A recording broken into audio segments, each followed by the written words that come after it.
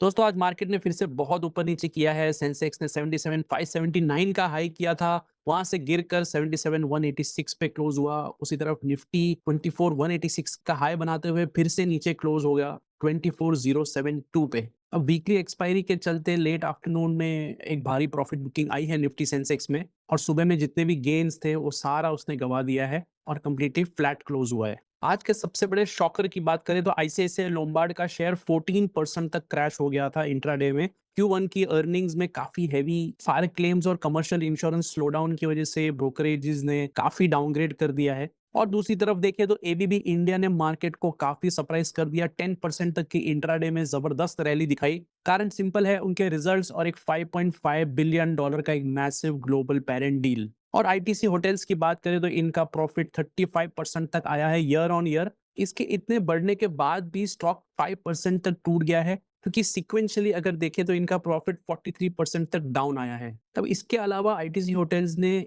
आज 155 करोड़ की जीएचके हॉस्पिटैलिटी का एक्विजिशन भी अनाउंस किया है। अब इन सभी उथल पुथल के बीच आज फिर से सपोर्ट बन के आया है हमारा आईटी स्टॉक्स। निफ्टी आईटी ने अपने 2 दिन का एक लूजिंग स्ट्रिक तोड़ा है और फिर से एक रिबाउंड दिया है आज। अब सबकी नजर रहने वाली है विप्रो के आज के Q1 रिजल्ट्स के ऊपर। क्या ये ऑपोजिट डायरेक्शन में आता है या एचसीएल टेक और टीसीएस के लाइन लेंथ में ही आता है, वो देखना काफी इंटरेस्टिंग होगा। मैक्रो फ्रंट पे भी काफी हलचल है। हमारा इंडियन रुपी 16 पैसे तक गिर गया है, 96.33 के आसपास चल रहा है। और वेस्ट एशिया में ये जो बढ़ रही है, टेंशन पे टेंशन बढ़े जा रही है यूएस ईरान के वॉर को लेकर, तो क्रूड ऑयल का प्राइस फिर से भागा जा रहा है ऊपर। तो चलिए आज के सारी ये जो मेजर मार्केट मूव्स है, ये जो सारी चीजें हैं, इनका ज्यादा तो नहीं बट थोड़ा सा इन डेप्थ एनालिसिस शुरू करते हैं।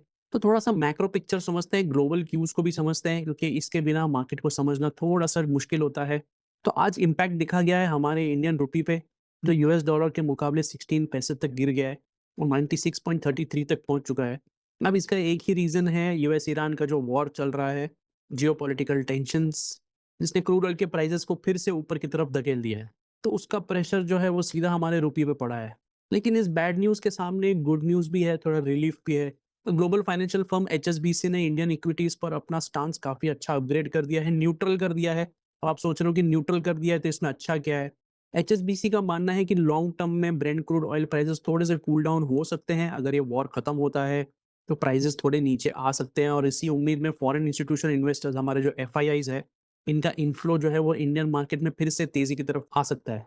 अब अगर एफआईआईज वापस आने वाले दिनों में लौटते हैं, ये हमारे मार्केट्स के लिए बड़ा सपोर्ट सिस्टम की तरह बन सकता है। तो चलिए उन स्टॉक्स की बात करते हैं जिन्होंने आज मार्केट में काफी तहलका मचाया है। तो सबसे पहले उस स्टॉक की बात करते हैं जो काफी नेगेटिव था आज, आईसीआईसीआई लोम्बार्ड। स्टॉक आज लगभग इंट्राडे में 11 टू 14% तक क्रैश कर गया था, और इसका सबसे बड़ा रीजन था इनके Q1 रिजल्ट्स ऑब्वियसली। अब हेवी फायर क्लेम्स और कमर्शियल इंश्योरेंस स्पेस में इंडस्ट्री वाइड स्लोडाउन की वजह से इनका नेट प्रॉफिट बुरी तरह से हिट हुआ है, जिसके बाद मल्टीपल ब्रोकरेज ने इनका तुरंत डाउनग्रेड कर दिया है। अब इस नेगेटिव सेंटीमेंट के चलते मार्केट बीट के बावजूद भी आईसीआईसीआई प्रूडेंशियल लाइफ में भी 3% तक नेगेटिविटी देखने को मिली है आज। अब आते हैं ऐसे स्टॉक पर जिसने सबको कंफ्यूज कर दिया है, आईटीसी होटल्स। इनका Q1 का जो नेट प्रॉफिट है वो ईयर ऑन ईयर 35% तक निकल के आया है, फिर भी आज का शेयर 5% तक क्रैश हुआ है। क्योंकि अगर हम इसके सीक्वेंशियली यानी ठीक पिछले क्वार्टर से कंपेयर करें तो इस क्वार्टर में प्रॉफिटेबिलिटी 43% कम आया है, डिक्लाइन होके आया है। और दूसरी तरफ इन्होंने 155 करोड़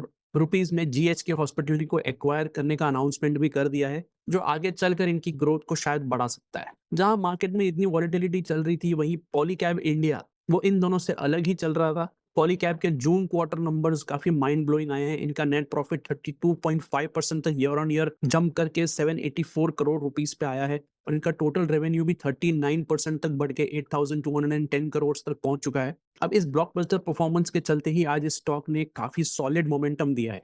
अब मार्केट में जहां इतनी वॉलेटिलिटी चल रही थी, जहां इतनी घबराहट चल रही थी, वहीं आईटी सेक्टर ने आज हीरो बन के काफी अच्छा काम किया है। अब मैं ऑलरेडी पिछले 2 वीडियोस बना चुका हूँ आईटी सेक्टर के ऊपर। एक तो आईटी सेक्टर कैसे एक शायद यू टर्न दे सकता है ऊपर की तरफ, और क्या आईटी सेक्टर्स आने वाले समय में हीरो बन सकते हैं। मैं दोनों का लिंक डिस्क्रिप्शन में डाल दूंगा, प्लीज चेकआउट कीजिएगा उसको। अब निफ्टी आईटी ने अपने 2 दिन का एक लूजिंग स्ट्रिक तोड़ा है और काफी अच्छा आज रिबाउंड दिया है। अब इस हेवी बाइंग के चलते एचसीएल टेक, टेक महिंद्रा और विप्रो जो मेजर टेक स्टॉक्स है, आज काफी टॉप गेनर की लिस्ट में थे आईटी सेक्टर में। और सबकी नजर आज विप्रो पे रहने वाली है, आज और कल रहने वाली है, क्योंकि इनके Q1 के कॉर्पोरेट अर्निंग्स रिलीज होने वाले हैं। और कल के लिए एक पूरे आईटी सेक्टर का एक डायरेक्शन डिसाइड कर सकता है, क्योंकि ऑलरेडी टीसीएस और एचसीएल के रिजल्ट्स आ चुके हैं। अब इसके अलावा मैन्युफैक्चरिंग स्पेस से भी एक ज़बरदस्त एक्शन देखने को मिला है, वो है डिक्सन टेक्नोलॉजीज़। डिक्सन का शेयर आज इंट्राडे में 7% तक उछला था और फाइनली 6% के आसपास क्लोज़ हुआ है। इस तेज़ी के पीछे 2 बड़े रीज़न्स हैं। पहला तो एक ग्लोबल ब्रोकरेज एचएसबीसी की तरफ से एक पॉजिटिव अपग्रेड आया है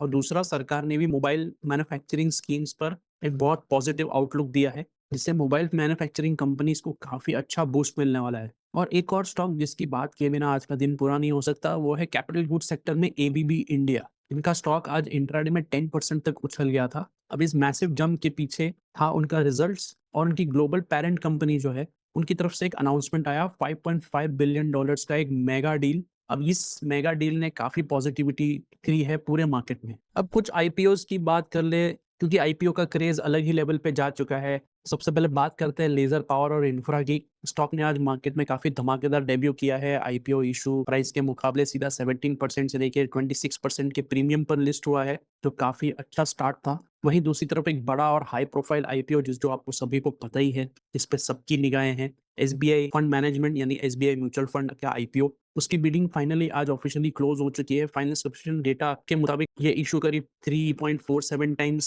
से ज़्यादा सब्सक्राइब हो चुका है। अब इसमें सबसे ज़्यादा डिमांड जो है वो नॉन इंस्टीट्यूशनल इन्वेस्टर्स के बीच में है और अगर जीएमपी की बात करें यानी ग्रे मार्केट प्रीमियम, तो ये इंडिकेट कर रहा है कि करीब 16% तक का सॉलिड लिस्टिंग गेन मिल सकता है। अब ग्रे मार्केट प्रीमियम गारंटी नहीं होता, ये एक एस्टिमेशन होता है कि कहाँ तक ये खुल सकता है। तो अगर आपने अप्लाई किया है तो अलॉटमेंट स्टेटस पे नज़र रखिएगा। अब हम सबको 3 चीज़ों पे काफ़ी फोकस करना पड़ेगा। एक तो आज जो विप्रो का Q1 रिजल्ट्स आएँगे, उसका कल क्या इफ़ेक्ट आएगा विप्रो के ऊपर, पूरे आईटी सेक्टर के ऊपर। दूसरा, जो यूएस ईरान का जो वॉर चल रहा है, उसके चलते क्रूड ऑयल के प्राइसेज़ का क्या मूवमेंट आता है। और तीसरा है एफआईआईज़ का बाइंग डेटा। अब एचएसबीसी का जो अपग्रेड आया है, अब इसके बाद एफआईआईज़ की बाइंग अभी सुधरती है धीरे-धीरे, वो हो रहा है कि नहीं वो देखना पड़ेगा। तो गाइज़ ये था आज का वीडियो। वीडियो अच्छा लगा हो तो प्लीज़ लाइक कर दीजिएगा, सब्सक्राइब कीजिएगा और बेल बटन दबाना ना भूलिएगा, ताकि आपको नोटिफ़िकेशन आ जाए। मेरा नाम है प्रेम, मिलता हूँ अगले वीडियो में, तब तक के लिए thank you and bye bye.